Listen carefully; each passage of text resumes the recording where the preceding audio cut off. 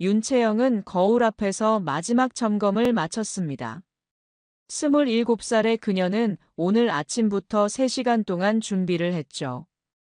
고급스러운 트위드 재킷과 명품 핸드백, 그리고 발목까지 반짝이는 구두까지. 모든 것이 완벽했습니다. 오늘은 절대 실패할 수 없어.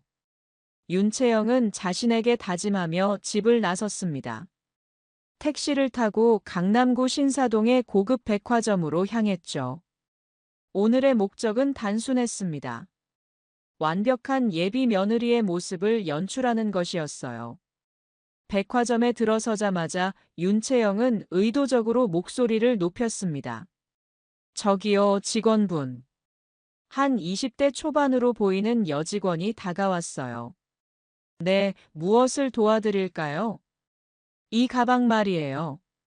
기스가 났는데 어떻게 된 거예요? 윤채영은 멀쩡한 가방을 들어 보이며 화를 냈습니다. 직원은 당황스러운 표정을 지었죠. 죄송하지만 어디에 기스가 있는지 잘 보이지 않는데요. 잘 보이지 않는다고요? 여기 봐요. 이게 얼마짜리인지 알기나 해요? 윤채영의 목소리가 점점 높아졌습니다. 500만 원짜리 가방이에요. 당신이 평생 모아도 사기 어려운 거라고요. 주변에 있던 다른 고객들이 하나둘 시선을 돌렸습니다. 윤채영이 원하던 바로 그 상황이었죠. 자신이 얼마나 고급 브랜드를 소유하고 있는지 모든 사람들에게 과시하고 싶었거든요. 정말 죄송합니다. 매니저님을 불러드릴게요. 직원이 고개를 숙이며 사과했습니다. 매니저가 아니라 점장을 부르세요. 이런 식으로 고객 응대하는 곳에서 쇼핑할 수 없어요. 윤채영은 더욱 목소리를 높였죠. 이때 30대 중반의 매니저가 달려왔습니다. 고객님, 무슨 일이신지요? 이 직원이 제 가방을 확인도 제대로 안 하고 기스가 안 났다고 우기는 거예요. 고객을 거짓말쟁이로 만드는 거죠. 매니저는 난처한 표정을 지으며 가방을 자세히 살펴봤습니다. 정말로 어떤 흠도 찾을 수 없었거든요. 고객님, 혹시 어느 부분을 말씀하시는 건지요? 윤채영은 속으로 미소를 지었습니다. 아, 지금 보니까 조명 때문에 그렇게 보였나 봐요. 하지만 처음 응대한 직원의 태도는 정말 실망스럽네요. 정말 죄송합니다. 다시 한번 사과드립니다. 매니저와 직원이 함께 고개를 숙였죠. 윤채영은 만족스러운 표정을 지으며 주변을 둘러봤습니다. 다른 고객들이 모두 자신을 바라보고 있었어요. 어떤 이들은 감탄하는 눈빛으로, 어떤 이들은 부러워하는 시선으로 말이죠. 앞으로는 이런 일이 없도록 직원 교육 제대로 시키세요. 윤채영은 당당하게 말하며 그 자리를 떠났습니다. 윤채영은 백화점 내 고급 카페로 향했습니다. 자신의 존재감을 더욱 확실히 과시하기 위해서였죠.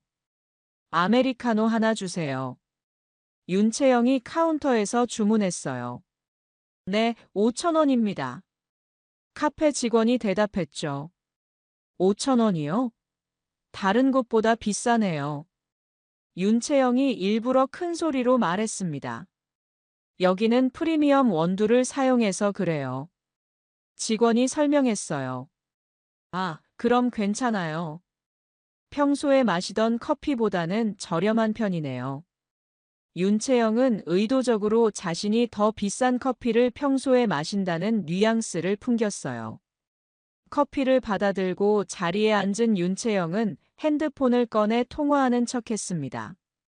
사실 아무도 받지 않는 전화였지만요. 응, 나야. 지금 백화점에 있어. 뭐 좀 사러 왔는데 직원들 서비스가 별로네. 윤채영이 큰 소리로 말했습니다. 주변 사람들이 슬쩍 쳐다보는 게 느껴졌어요. 윤채영은 더욱 목소리를 높였죠. 이런 고급 매장에서 일하는 사람들이 고객 응대를 이렇게 하면 안 되지. 우리 같은 VIP 고객들은 다른 곳으로 가야겠어. 이 모든 것이 연출이었지만 주변 사람들은 윤채영을 정말 부유한 여성으로 인식하기 시작했어요. 그녀의 목적은 달성되고 있었죠. 하지만 아무도 몰랐습니다. 이 모든 것이 치밀하게 계획된 연기라는 것을 말이에요. 윤채영이 들고 있던 가방은 명품이 아니라 동대문에서 산 짝퉁이었어요.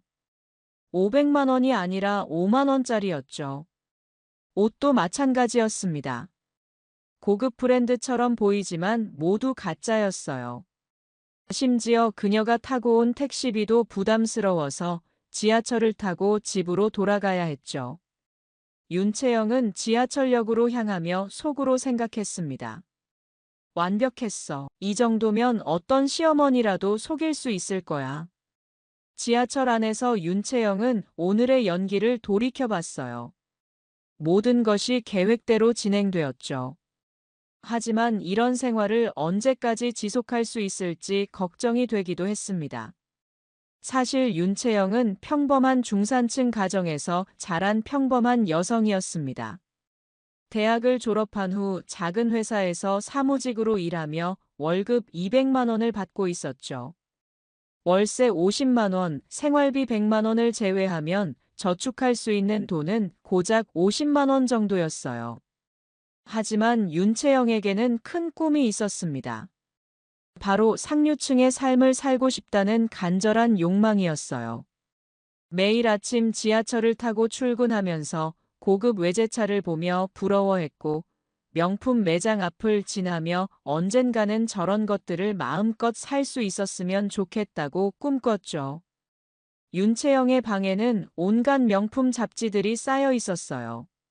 매달 돈을 주고 사서 읽으며 상류층의 라이프 스타일을 공부했죠. 어떤 브랜드가 고급스러운지, 어떤 말투를 써야 품격 있어 보이는지, 어떤 매너가 상류층다운지까지 모든 것을 흡수했습니다. 그리고 그 꿈을 이루기 위한 완벽한 기회가 찾아왔습니다. 바로 국내 굴지 대기업의 후계자 박민준을 만난 것이었어요. 윤채영은 그를 통해 자신의 인생을 완전히 바꿀 수 있다고 확신했죠. 모든 것은 5개월 전 한 경영 포럼에서 시작되었습니다. 윤채영은 그곳에서 일하는 파트타이머였어요.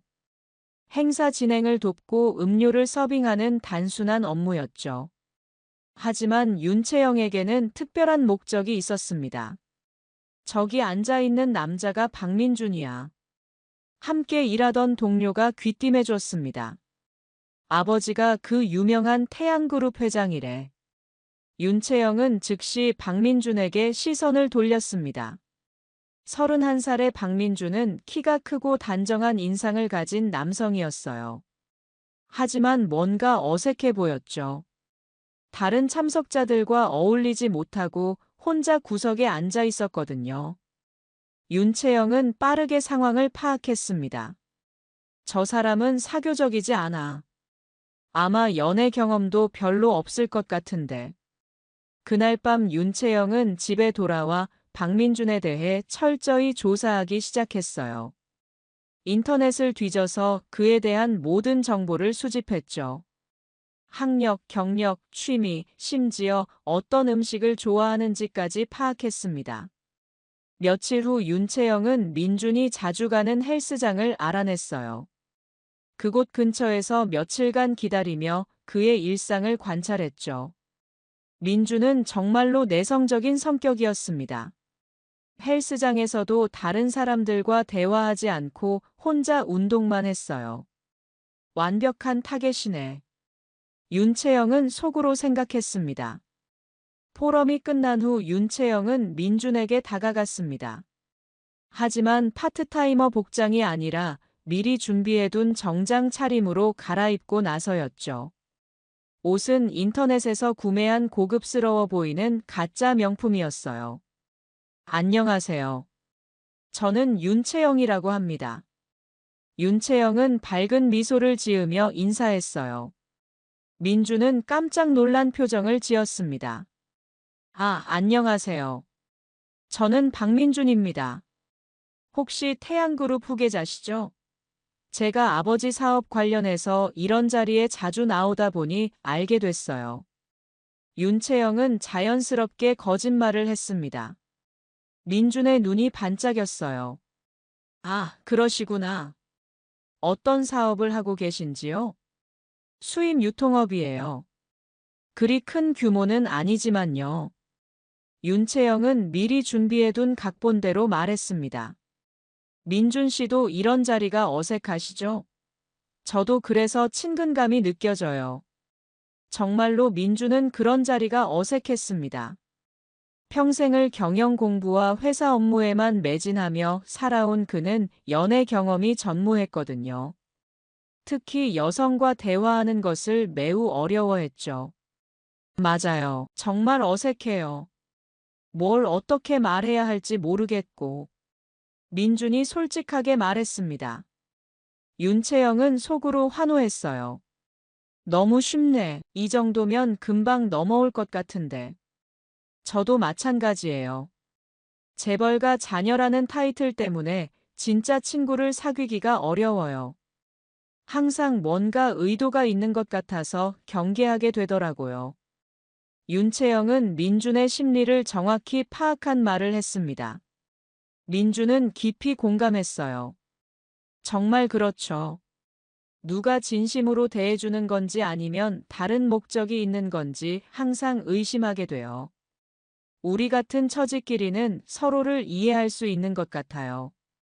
윤채영의 부드러운 목소리와 공감 어린 표정에 민준은 금세 마음을 열었습니다. 그날 이후 윤채영은 더욱 치밀한 계획을 세웠어요. 민준의 일정을 파악해서 우연을 가장한 만남들을 연출했죠. 그가 자주 가는 카페 근처에서 기다렸다가 민준 씨 맞죠? 라며 다가가는 시기였어요. 정말 우연이네요. 여기 커피 맛있죠? 윤채영이 자연스럽게 말했습니다. 네, 저도 자주 와요. 혹시 시간 되시면 같이 앉아서 커피 드실래요? 민준이 용기를 내어 제안했어요. 윤채영은 속으로 미소를 지었지만 겉으로는 수줍게 대답했죠.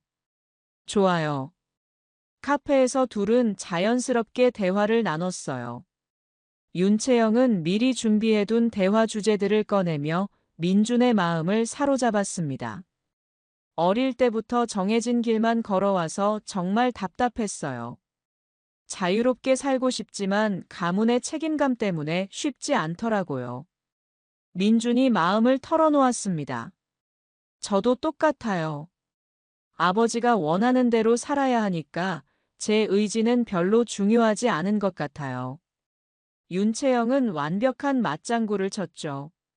사실 윤채영의 아버지는 평범한 회사원이었지만 민준은 그런 사실을 전혀 몰랐어요. 윤채영의 연기는 완벽했거든요. 정말 이해해주는 사람이 있다니 다행이에요. 민준이 진심으로 말했습니다. 저도요. 민준 씨와 이야기하면 마음이 편해져요. 그날 이후 둘은 자주 만나게 되었습니다. 카페에서, 조용한 레스토랑에서, 때로는 한강공원을 산책하며 이야기를 나눴죠. 하지만 이 모든 만남은 윤채영이 치밀하게 계획한 것이었습니다. 윤채영은 민준과 만날 때마다 다른 의상을 입었어요. 모두 가짜 명품이었지만 민준이 알아챌 리는 없었죠. 그는 명품에 대해 전혀 관심이 없었거든요. 채영 씨는 정말 센스가 좋으시네요. 옷도 항상 예쁘게 입으시고. 민준이 감탄했어요. 고마워요. 아버지가 외모도 중요하다고 하셔서 신경 쓰고 있어요. 윤채영이 웃으며 대답했죠. 민준은 윤채영과 대화할 때마다 깊은 위안을 느꼈습니다. 자신의 마음을 이해해주는 사람이 있다는 것만으로도 큰 힘이 되었거든요. 그리고 시간이 흐르면서 그는 인생 처음으로 사랑이라는 감정을 느끼게 되었어요. 윤채영은 완벽한 연기를 해냈습니다. 때로는 순수하고 천진난만한 모습을, 때로는 깊이 있고 성숙한 모습을 보여줬죠. 민준이 원하는 이상형의 모든 면을 갖춘 여성으로 보이기 위해 끊임없이 노력했어요. 매일 밤 집에 돌아가면 윤채영은 거울 앞에서 연기 연습을 했습니다. 어떤 표정을 지어야 순수해 보이는지, 어떤 말투를 써야 교양 있어 보이는지 하나하나 연구했죠. 3개월이 지난 어느 날, 민주는 용기를 내어 고백했습니다. 채영 씨, 저와 사귀어 주시겠어요? 윤채영은 눈물을 글썽이며 고개를 끄덕였어요. 네, 좋아요. 저도 민준 씨를 정말 좋아해요. 하지만 속으로는 환호성을 지르고 있었죠. 드디어 성공. 이제 결혼까지만 하면 돼. 교제가 시작된 후 윤채영은 더욱 완벽한 연기를 펼쳤어요. 민준과 함께 있을 때는 항상 행복한 표정을 지었고 그의 모든 말에 공감하며 맞장구를 쳤죠. 그로부터 2개월 후 민준은 마침내 청혼했습니다. 채영 씨, 저와 결혼해 주시겠어요? 윤채영은 감격스러운 표정을 지으며 대답했어요. 네, 평생 함께하고 싶어요. 박민준의 청혼을 받아들인 후 윤채영은 마지막이자 가장 중요한 관문을 앞두고 있었습니다. 바로 예비 시어머니 한수경을 만나는 것이었죠. 55살의 한수경은 태양그룹 창업주의 딸이자 현재 민준의 아버지와 결혼해 그룹의 실질적인 여주인으로 군림하고 있었습니다. 윤채영은 한수경에 대해서도 미리 철저히 조사해 두었어요. 국내 굴지 재벌가의 창업주 딸로 태어나 어려서부터 엄격한 교육을 받았고 현재는 경영 일선에서 물러나 있지만 여전히 그룹 내에서 막강한 영향력을 가지고 있다는 것을 파악했죠. 특히 며느리를 고르는 눈이 매우 까다롭다는 소문이 있었습니다. 민준의 형이 결혼할 때도 3명의 예비 며느리를 모두 거절했다는 이야기까지 들렸거든요. 이번이 진짜 마지막 기회야. 절대 실패할 수 없어. 윤채영은 거울 앞에 서서 자신에게 다짐했습니다. 윤채영은 이날을 위해 전 재산을 털어 완벽한 준비를 했어요. 그동안 모아둔 저축 1,000만 원을 모두 사용하기로 결심했죠. 이 투자가 성공하면 평생 써도 남을 돈을 벌 수 있다고 생각했거든요. 먼저 강남의 유명한 스타일리스트에게 코디를 의뢰했습니다. 정말 재벌가 딸처럼 보이는 품격 있는 옷차림을 위해서였죠. 너무 화려하면 안 돼요. 품격 있으면서도 겸손해 보이는 스타일로 부탁드려요. 스타일리스트는 깔끔한 재킷과 스커트, 그리고 고급 핸드백을 추천했어요. 총 비용은 400만 원이었습니다. 윤채영의 2개월치 월급이었죠. 이 정도면 정말 재벌가 딸처럼 보이실 거예요. 다음은 헤어와 메이크업이었어요. 청담동의 유명 헤어샵에서 100만 원을 들여 완벽한 스타일링을 받았습니다. 너무 화려하지 않으면서도 우아한 느낌을 주는 스타일이었죠. 이런 스타일이 품격 있어 보여요. 시어머니께서 좋아하실 것 같아요. 마지막으로 매너 교육까지 받았어요. 상류층의 식사 예절, 대화법, 심지어 걸음걸이까지 완벽하게 연습했습니다. 이것도 50만 원이 들었죠. 어머님, 안녕하세요.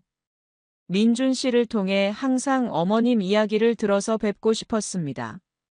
윤채영은 거울 앞에서 인사 연습을 했어요. 저희 아버지도 사업을 하셔서 예의 범절에 대해서는 어려서부터 엄격하게 교육받았습니다. 완벽한 대답들이었죠. 윤채영은 또한 한수경이 좋아한다고 알려진 것들도 미리 조사했어요. 클래식 음악을 좋아하고 독서를 즐기며 특히 전통차를 선호한다는 정보를 입수했죠. 선물로는 고급 한정판 차를 선택했어요. 50만 원짜리였지만 윤채영에게는 큰 부담이었죠. 하지만 이런 투자는 필수라고 생각했습니다. 이 차는 황실에서만 마셨다는 전설이 있는 희귀한 차예요. 차 가게 사장이 설명했어요. 완벽해요. 이걸로 할게요. 준비 과정에서 윤채영은 거의 잠을 못 잤어요. 매일 밤 시어머니와의 대화를 시뮬레이션해보며 완벽한 답변을 준비했죠. 혹시 어떤 음악을 좋아하세요? 라고 물으면 클래식을 좋아해요. 특히 바흐의 작품을 즐겨 들어요. 라고 대답하기로 했어요. 사실 윤채영은 클래식에 대해 전혀 몰랐지만 인터넷에서 찾은 정보로 공부했죠. 독서도 좋아하시나요? 라는 질문에는 네, 어려서부터 책 읽는 것을 좋아했어요. 최근에는 인문학 서적을 주로 읽고 있어요. 라고 답하기로 준비했습니다. 하지만 윤채영이 놓친 게 있었습니다. 진짜 상류층이 가진 진정한 품격이 무엇인지 몰랐던 것이죠. 겉모습은 완벽하게 만들 수 있었지만 내면의 품성까지는 바꿀 수 없었거든요. 드디어 약속날이 다가왔어요. 윤채영은 새벽 4시부터 일어나 준비를 시작했습니다. 샤워를 하고 바디로션을 바르고 조심스럽게 메이크업을 했죠. 모든 것이 완벽해야 했거든요. 거울 앞에서 마지막 점검을 하는 윤채영의 손이 떨리고 있었어요. 긴장과 기대가 섞인 복잡한 감정이었죠. 민준아, 어머니께 언제 인사드릴까? 윤채영이 며칠 전에 물었었어요. 이번 주말에 집에 와서 식사하는 게 어때? 어머니도 너를 정말 보고 싶어 하셔. 민준이 대답했었죠. 정말 좋아요. 어머님이 좋아하실 만한 선물도 준비할게요. 윤채영은 기대에 찬 목소리로 말했었습니다. 오늘이 내 인생이 바뀌는 날이야. 윤채영은 마지막으로 거울을 보며 미소를 지었습니다. 완벽했어요. 머리끝부터 발끝까지 흠잡을 데 없는 모습이었죠. 이제 정말로 재벌가 며느리가 될 수 있을 것 같았습니다. 윤채영은 집을 나서기 전에 마지막으로 가방 안을 점검했어요. 선물용 차, 고급 립스틱, 향수, 그리고 만약을 위해 준비한 응급약까지. 모든 것이 준비되어 있었죠. 택시를 부르려다가 돈이 아까워서 지하철을 타기로 했어요. 하지만 옷이 구겨질까봐 조심스럽게 앉았죠. 지하철 안에서 윤채영은 계속 연습했습니다. 인사하는 자세, 미소 짓는 방법, 심지어 차를 마시는 동작까지 머릿속으로 리허설했어요. 이제 정말 시작이야. 성공하면 내 인생이 완전히 바뀔 거야. 하지만 윤채영은 모르고 있었어요. 오늘 만날 상대방도 나름의 계획을 세워두고 있다는 것을 말이죠. 그 시각 한수경은 자택에서 특별한 준비를 하고 있었습니다. 55살의 한수경은 나이에 비해 젊어 보이는 외모를 가지고 있었어요. 평소 화려한 것보다는 단정하고 품격 있는 스타일을 선호했죠. 민준이가 그렇게 좋아하는 여자라면서 한수경은 고민에 빠져 있었습니다. 아들이 처음으로 마음을 연 여성이라는 점에서는 기뻤지만 뭔가 석연치 않은 부분이 있었거든요. 재벌가 딸이라고 했는데 정확히 어느 집안인지 알려주지 않았고 한수경이 아는 재벌가 중에서는 윤 씨 성을 가진 집안이 없었어요. 한수경은 국내 재벌가들과 오랜 인맥을 유지해왔습니다. 웬만한 집안은 다 알고 있었는데 윤채영의 집안에 대해서는 들어본 적이 없었죠. 아니면 내가 모르는 새로운 집안일까? 하지만 의심보다는 기대가 더 컸습니다. 아들이 평생 처음으로 사랑한다는 여성을 만난다는 설렘이 있었거든요. 그때 갑자기 장난스러운 생각이 떠올랐어요. 그냥 평범하게 만나는 것보다는 좀 더 재미있게 해볼까? 한수경은 미소를 지으며 옷장 깊숙한 곳을 뒤졌습니다. 거기에는 오래전에 입었던 단순한 옷들이 걸려 있었죠. 한수경은 평범한 블라우스와 검은색 바지를 꺼내 입었어요. 그리고 앞치마까지 둘렀죠. 거울을 보니 완전히 다른 사람 같았습니다. 마치 집에서 일하는 가정부처럼 보였거든요. 이런 모습으로 먼저 관찰해보자. 예비 며느리가 어떤 사람인지 자연스럽게 볼 수 있을 거야. 한수경의 계획은 단순했습니다. 예비 며느리가 어떤 사람인지 진짜 모습을 본 다음 적당한 시점에 정체를 밝히는 것이었어요. 권위적인 만남보다는 편안하고 자연스러운 분위기를 만들고 싶었죠. 한수경은 평소 집에서 일하는 가정부 이순자에게 전화를 걸었습니다. 순자 씨, 오늘 하루 쉬셔도 돼요. 급한 일이 생겨서요. 아, 사모님, 괜찮으신가요? 뭔가 도와드릴 일이 있으면 말씀하세요. 순자가 걱정스러운 목소리로 말했어요. 아니에요. 그냥 개인적인 일이 있어서요. 내일부터 다시 정상적으로 나오시면 됩니다. 한수경은 웃으며 대답했죠. 순자는 한수경의 독특한 성격을 잘 알고 있었어요. 가끔 이런 특별한 부탁을 하곤 했거든요. 다음으로 민준에게 전화했어요. 민준아, 오늘 채영 씨 오는 거 맞지? 네, 어머니. 6시쯤 올 예정이에요. 민준이 대답했습니다.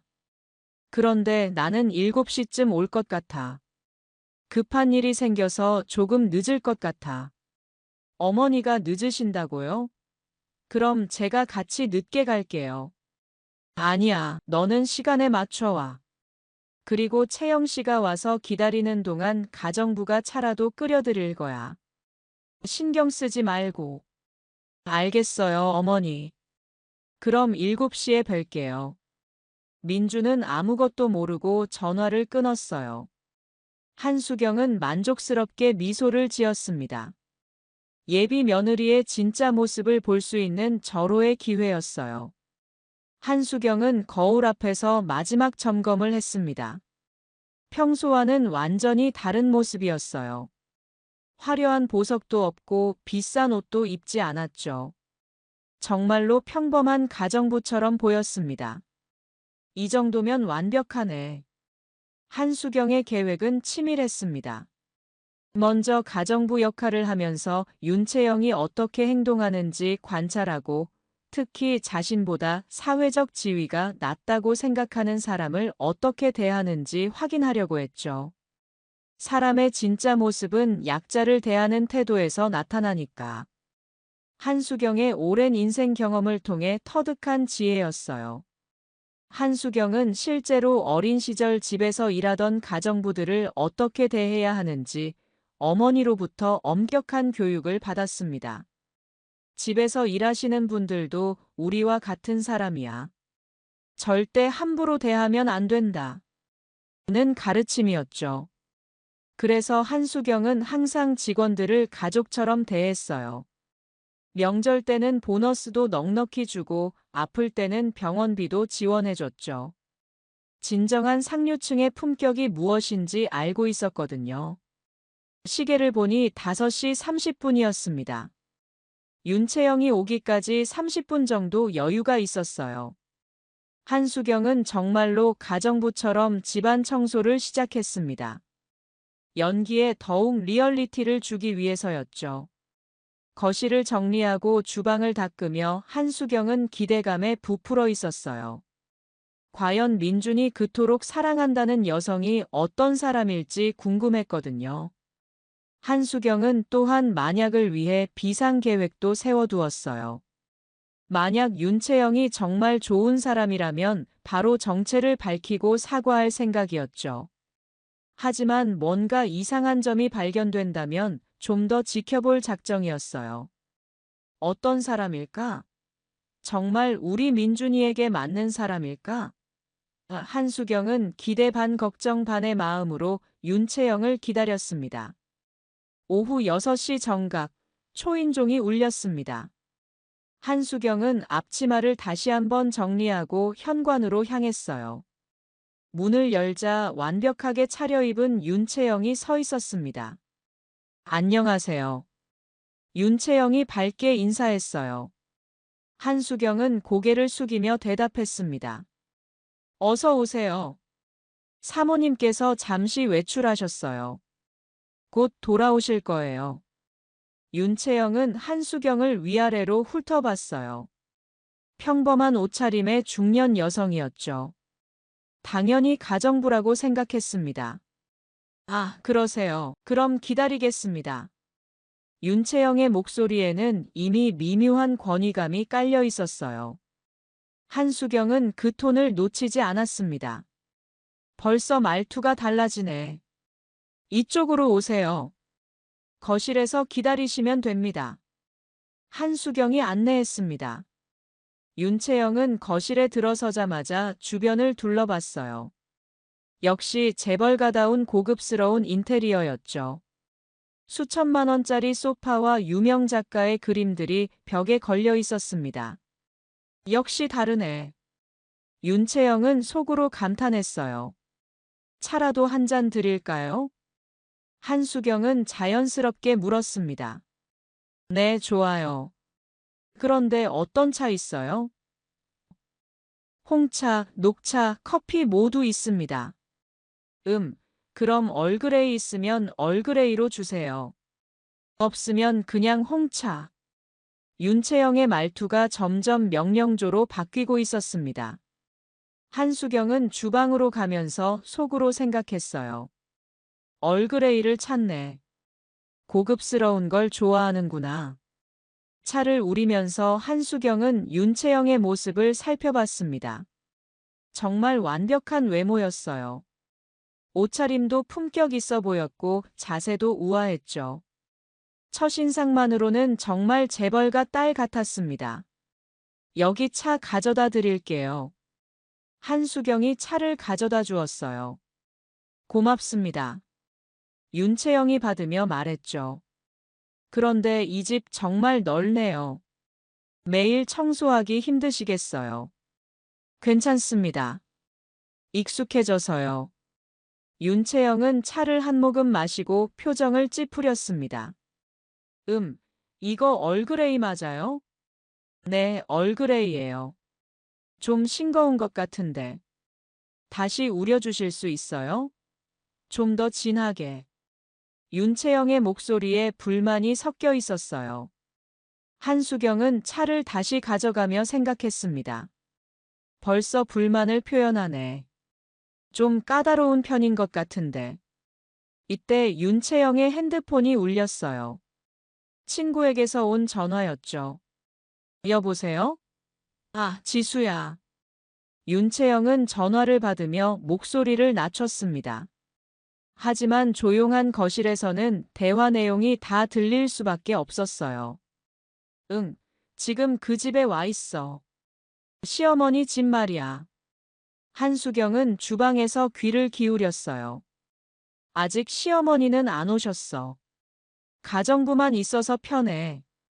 한수경은 그 말에 조금 당황했어요. 가정부만 있어서 편하다고. 걱정하지 마. 내가 얼마나 준비를 많이 했는데. 완벽한 연기 준비는 다 끝났어. 한수경은 깜짝 놀랐습니다. 연기라고? 뭔가 이상한데?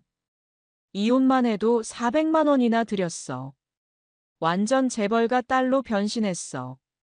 한수경의 의심이 점점 커져갔습니다. 뭔가 심상치 않은 말들이었거든요. 아, 그리고 말이야. 이 결혼만 성공하면 내 인생이 완전히 바뀌는 거야. 평생 놀고 먹을 수 있어. 윤채영이 작은 소리로 말했지만 한수경에게는 다 들렸습니다. 그 순간 한수경은 모든 것을 이해했어요. 윤채영이 진심으로 민준을 사랑하는 것이 아니라는 것을 말이죠. 재벌가 딸인 척하는 것도 완전 성공했어. 가족사부터 교육 배경까지 다 거짓말로 꾸며냈는데 전혀 의심 안 해. 한수경은 충격을 받았습니다. 연애 경험도 없는 순진한 남자라서 너무 쉬워. 어머니만 넘기면 정말 끝이야. 윤채영이 자신만만한 목소리로 말했죠. 하지만 윤채영은 모르고 있었어요. 자신이 넘겨야 할 그 어머니가 바로 옆에서 모든 것을 듣고 있다는 것을 말이죠. 한수경은 분노와 실망감이 동시에 밀려왔습니다. 사랑하는 아들이 이렇게 철저히 속고 있었다니요. 윤채영은 전화를 끊고 다시 거울을 보며 화장을 고쳤습니다. 한수경은 분노를 참으며 다시 우린 차를 가져다 주었어요. 하지만 손이 떨려서 찻잔이 덜덜 떨렸죠.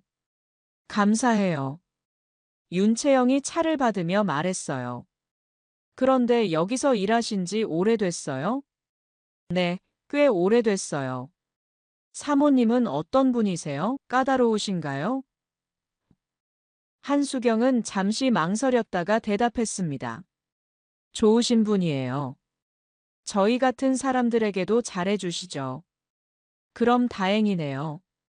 시어머니가 너무 까다로우면 스트레스 받을 뻔했어요. 윤채영이 웃으며 말했어요. 이때 윤채영이 거실을 둘러보며 말했어요. 정말 좋은 그림들이네요. 이런 건 얼마나 하는 거예요? 잘 모르겠어요. 사모님이 직접 고르신 거라서. 아, 그렇구나. 이런 고급 그림은 일반 사람들은 구경도 하기 어렵죠. 한수경은 점점 불편함을 느끼기 시작했습니다. 윤채영이 자신을 아래로 보고 있다는 게 느껴졌거든요. 저기요, 에어컨 좀 틀어주실 수 있어요? 좀 더워서요. 윤채영이 명령하듯 말했어요. 네, 바로 틀어드릴게요. 한수경이 에어컨을 켰습니다. 그리고 물도 하나 더 주세요. 차는 이제 됐어요. 윤채영의 말투가 점점 거만해지고 있었어요.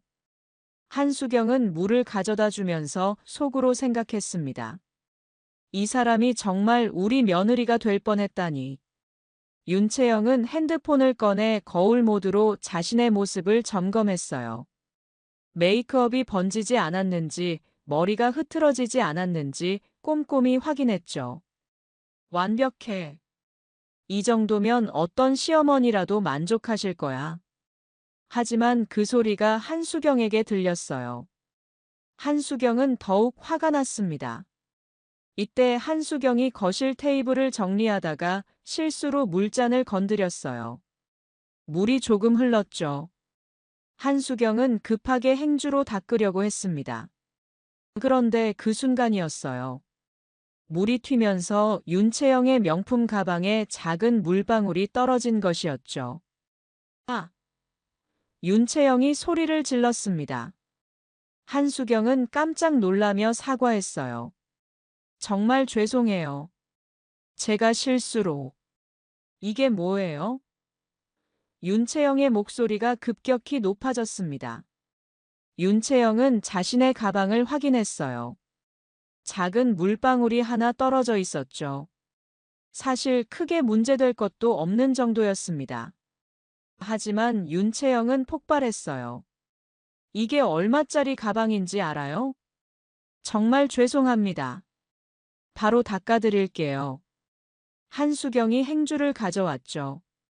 닦는다고 되는 게 아니에요. 이거 500만 원짜리라고요. 윤채영이 소리쳤습니다. 정말 죄송해요. 새 가방을 사드릴게요. 한수경이 90도로 허리를 숙이며 사과했어요. 새 가방을 사준다고요? 윤채영이 비웃었습니다. 당신이 평생 모아도 살 수 없는 가방이에요. 그 말을 들은 순간 한수경은 몸이 굳어졌습니다. 평생 모아도 살 수 없다고요. 어디서 천한 가정부 따위가 이런 명품을 건드려요? 윤채영의 목소리는 더욱 날카로워졌어요. 한수경은 그 말에 충격을 받았습니다. 천한 가정부 따위라니요.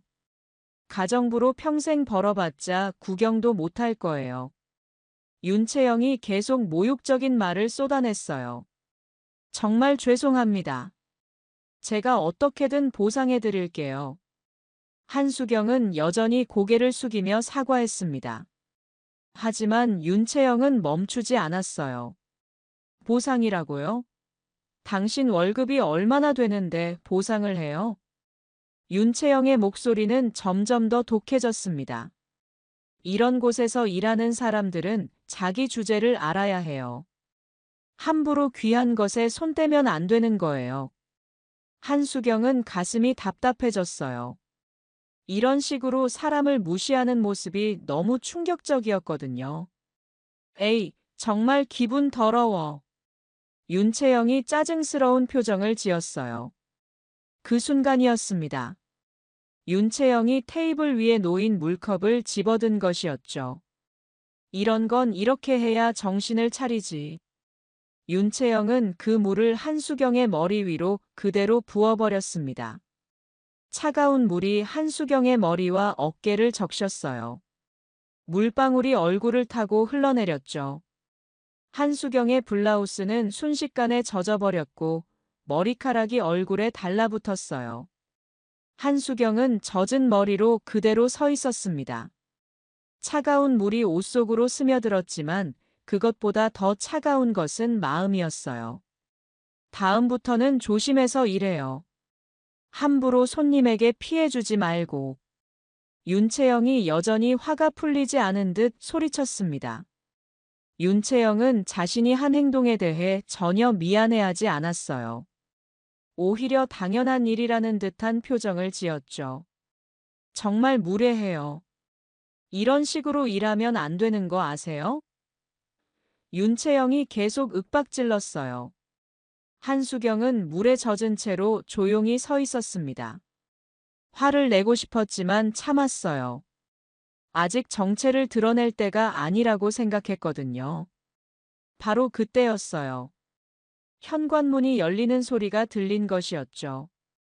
어머니, 늦어서 죄송해요. 익숙한 목소리가 현관에서 들려왔습니다. 박민준이 꽃다발을 들고 집 안으로 들어왔어요. 그런데 거실에서 목격한 광경에 그는 얼어붙었습니다. 젖은 머리로 서 있는 한수경과 화난 표정의 윤채영을 번갈아 봤죠. 민준의 눈에는 믿을 수 없다는 표정이 가득했어요. 자신의 어머니가 물에 젖어 있고 연인이 화를 내고 있는 상황을 이해할 수 없었거든요. 어머니? 민준이 다시 한번 말했습니다. 하지만 윤채영은 상황을 제대로 파악하지 못했어요. 민준이 누구에게 말하는 건지 알아차리지 못한 것이었죠. 민준아, 왜 이렇게 늦었어? 윤채영은 민준을 보자 급하게 달려갔습니다. 이 가정부가 내 가방을 망가뜨렸어. 정말 화가 나 죽겠어. 민준은 여전히 당황한 표정으로 한수경을 바라봤어요. 어머니의 젖은 모습이 너무나 충격적이었거든요. 저 사람이 얼마나 무례한지 알아? 사과도 제대로 안 하고. 윤채영은 계속해서 한수경을 욕했습니다. 하지만 민준의 표정은 점점 굳어져 갔죠. 뭔가 심상치 않다는 걸 직감했거든요. 채영 씨. 민준이 조심스럽게 입을 열었습니다. 왜? 무슨 일이야? 윤채영이 물었죠. 이분은 우리 어머니셔. 민준이 떨리는 목소리로 말했습니다. 그 말이 떨어지자 윤채영의 얼굴이 하얗게 변했어요. 그녀는 한수경을 다시 봤습니다. 젖은 머리로 조용히 서 있는 중년 여성을 말이죠. 어머니라고? 윤채영의 목소리가 떨렸습니다. 상황이 얼마나 심각한지 서서히 깨닫기 시작했거든요. 자신이 방금 전까지 모욕했던 그 사람이 바로 미래 시어머니였던 것이죠. 한수경은 여전히 말없이 서 있었습니다. 하지만 그녀의 눈빛에는 실망과 분노가 가득했어요. 어머님. 윤채영의 목소리는 떨리고 있었어요. 한수경은 젖은 머리를 뒤로 넘기며 천천히 입을 열었습니다. 네, 저는 한수경입니다. 민준이 어머니죠. 차분하지만 차가운 목소리였어요. 윤채영은 급하게 한수경에게 다가가려고 할 순 없을 멈췄어요. 무릎을 꿇고 싹싹 빌기 시작했습니다. 어머님, 정말 죄송해요. 제가 몰라서 정말 미안해요. 윤채영의 목소리는 완전히 달라져 있었어요. 하지만 한수경은 한 걸음 뒤로 물러났어요. 몰라서요? 가정부라고 해서 함부로 대해도 되는 건가요? 그 말에 윤채영은 할 말을 잃었습니다. 민준도 충격을 받은 표정이었어요. 채영 씨가 정말 그런 말을 한 거예요? 어머님, 제가 정말 잘못했어요. 제발 기회를 한 번만. 윤채영이 무릎을 꿇은 채로 빌기 시작했어요. 기회요? 한수경의 목소리에 실망이 깊게 배어 있었습니다. 방금 전까지 평생 모아도 살 수 없는 가방이라고 하셨잖아요. 윤채영의 얼굴이 새하얗게 되었어요. 자신이 했던 모든 말들이 그대로 돌아오고 있었거든요. 천한 가정부 따위라고도 하셨고요. 민준이 더욱 충격을 받았어요. 정말 그런 말을 하신 거예요? 윤채영은 무릎을 꿇은 채로 계속 빌었어요. 어머님, 제가 너무 긴장해서 그랬어요. 평소에는 절대 그런 사람이 아니에요. 긴장하면 사람을 모욕해도 되는 건가요? 한수경의 반박에 윤채영은 더 이상 할 말이 없었어요. 그리고 또 하나 더 있어요. 한수경이 다시 입을 열었습니다. 전화 통화도 다 들었어요. 윤채영의 얼굴에서 마지막 혈색마저 사라졌어요. 연기라고 하셨죠? 재벌가 딸인 척 거짓말한 것도요. 한수경의 날카로운 지적에 윤채영은 완전히 무너졌습니다. 재벌가 딸도 아니고 민준이를 진심으로 사랑하는 것도 아니고 단지 편하게 살고 싶어서 접근한 거죠. 한수경이 모든 것을 폭로했어요. 민준은 큰 충격을 받았습니다. 정말 모든 게 거짓이었나요? 윤채영은 한참 동안 침묵했어요. 더 이상 변명할 수도 거짓말을 계속할 수도 없었거든요. 미안해요. 작은 목소리로 나온 그 한마디가 모든 것을 인정하는 것이었습니다. 민주는 고개를 떨구며 한숨을 쉬었어요. 인생 첫사랑이 이런 식으로 끝나게 될 줄은 꿈에도 몰랐거든요. 채영 씨, 이제 그만 가주세요. 민준의 차분한 목소리였어요. 윤채영은 무릎을 꿇은 채로 마지막까지 빌어봤지만 소용없었어요. 정말 정말 죄송해요. 다시는 이런 일 없을 거예요. 용서는 할 수 있어요. 한수경이 말했습니다. 하지만 며느리로 받아들일 수는 없어요. 윤채영은 핸드백을 들며 자리에서 일어났어요. 마지막까지 뭔가 말하고 싶었지만 할 수 있는 말이 없었죠. 정말 미안해요. 윤채영은 고개를 숙인 채 집을 나가며 마지막으로 돌아봤어요. 하지만 민준과 한수경은 그녀를 바라보지도 않았습니다. 모든 꿈과 계획이 무너진 채로 윤채영은 집을 떠났어요. 완벽하다고 생각했던 연기는 한순간에 무너져 버렸습니다. 윤채영이 떠나고 난 후 집안은 조용해졌습니다. 어머니와 아들은 서로를 바라보며 잠시 침묵했어요. 어머니, 정말 죄송해요. 민준이 먼저 입을 열었습니다. 왜 미안해하니? 너도 속은 거잖아. 한수경이 젖은 머리를 수건으로 닦으며 말했어요. 제가 사람 보는 눈이 없었어요. 어머니한테 이런 일까지 당하게 해서. 민준의 목소리에 깊은 후회가 배어 있었죠. 한수경은 아들의 어깨에 손을 올렸습니다. 괜찮아, 민준아. 이런 일을 겪어야 진짜 사랑이 뭔지 알게 되는 거야. 그 말에 민준은 조금 위안을 받았어요. 어머니는 여전히 자신을 이해해주고 있었거든요. 며칠이 지났습니다. 윤채영 사건 이후 민준은 깊은 상처에 빠져 있었어요. 인생 첫사랑이 그런 식으로 끝나버리니 마음의 상처가 컸죠. 어머니, 제가 정말 바보였나 봐요. 민준은 집에서 한수경과 차를 마시며 한숨을 쉬었어요. 바보가 아니라 순수했던 거야. 그건 나쁜 게 아니니.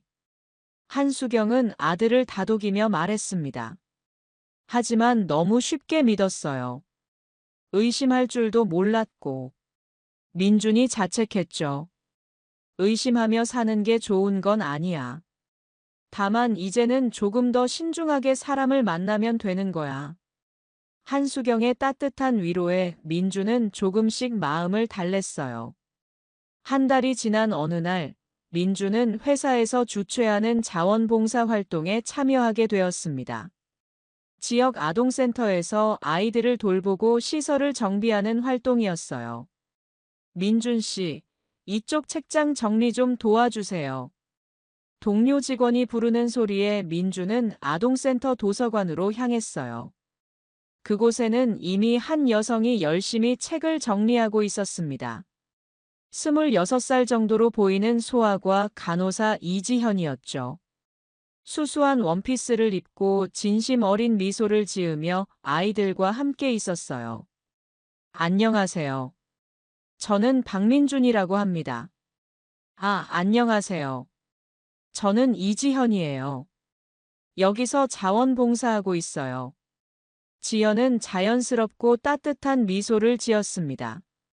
가식이나 계산이 전혀 없어 보이는 진실한 미소였어요. 자주 오세요? 네, 주말마다 와서 아이들 돌봐주고 있어요. 제가 소아과 간호사라서 아이들과 있는 게 좋거든요. 민주는 지연이 아이들과 함께 있을 때의 모습을 보며 감동받았습니다. 정말 진심으로 아이들을 사랑하고 있다는 게 느껴졌거든요. 이 책 좋아요. 지연이 동화책 한 권을 들어 보였어요. 아이들이 특히 좋아하는 책이에요. 어떤 내용인가요? 민준이 관심을 보였죠. 서로 다른 환경의 친구들이 진정한 우정을 쌓아가는 이야기예요. 겉모습이나 가진 것보다 마음이 중요하다는 메시지가 담겨 있어요. 지연의 말에서 그녀의 가치관이 느껴졌습니다. 민주는 마음이 따뜻해졌어요. 윤채영과는 완전히 다른 사람이었거든요. 저도 그런 생각이에요. 겉모습보다는 마음이 중요하죠. 민준이 공감하며 말했어요. 맞아요. 요즘 사람들은 너무 겉모습만 중시하는 것 같아서 아쉬워요.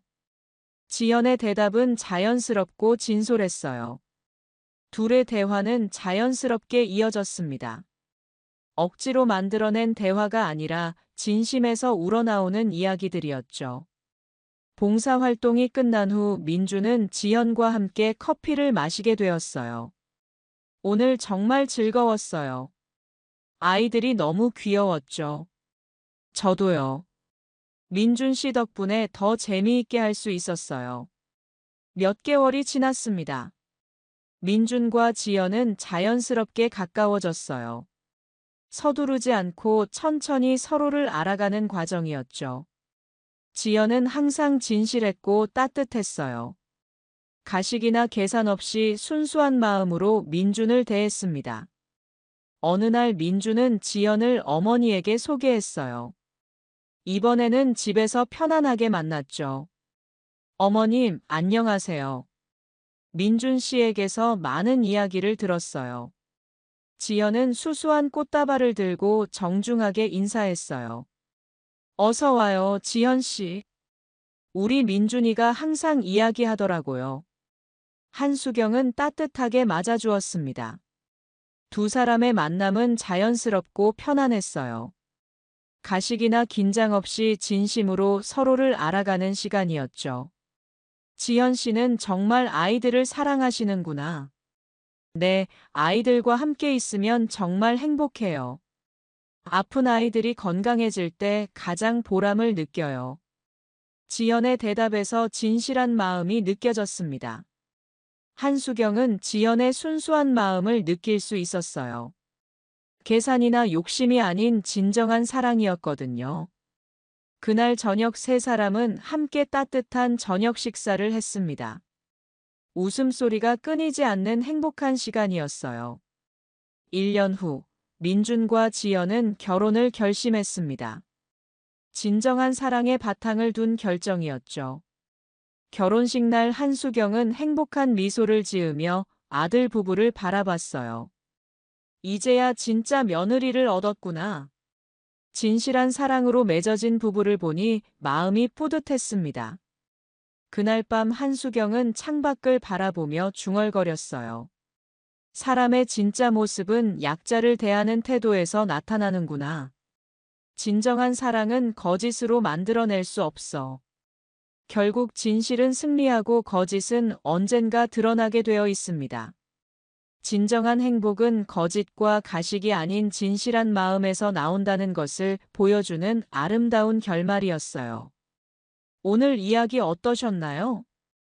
구독과 좋아요는 잊지 마시고 소중한 댓글 하나가 정말 큰 힘이 됩니다. 시청해주셔서 진심으로 감사드립니다.